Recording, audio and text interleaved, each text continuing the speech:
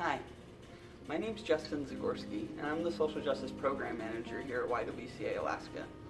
Recently, I had the very rewarding opportunity to coordinate our annual Stand Against Racism, and today, I want to share how that experience has shaped our approach to eliminating racism in Alaska. In the U.S., racism exists beyond what is seen on the surface.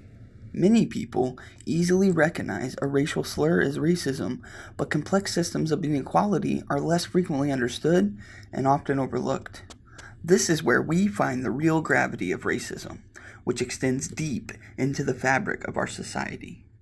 So, for this year's Stand Against Racism, we hosted a week of dialogues that explored the evolution of racism, from racial prejudice to systemic oppression, microaggressions, implicit bias, colorblindness, assimilation, structural racism, stereotype threat, allyship, and activism.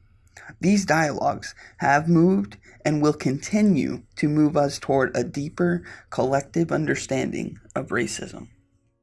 Research shows that people will experience a significant increase in how much they know about racism and how equipped they feel to eliminate it when presented with new information and the opportunity to immediately engage in structured dialogue. Every person who attended a Stand Against Racism dialogue agreed that more people should be having these dialogues. All 55 people agreed they learned something new and valuable. And it was unanimous that talking about eliminating racism in these ways would be helpful among people they work with. These dialogues were meant to guide Alaskans in talking about complex dynamics of racism, and they are difficult dialogues, but we cannot ignore our need to have them. We are now offering to facilitate these dialogues among your communities, so bring us in. Let's start a conversation and work together to make your business, club, or group more inclusive. If you aren't sure where to start, we can start by getting feedback from your team with our diversity and inclusion assessments. How included do people feel? Do people feel accepted? Are people experiencing insulting comments from colleagues, or is there a strong sense of belonging for each person? How are people experiencing racism in the workplace? Together, we can gather the feedback that is needed to make a meaningful investment in diversity and inclusion.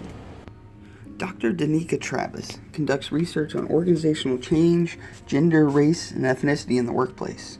She explains, when inclusion works, you don't see it. But when you feel excluded, it's all you feel.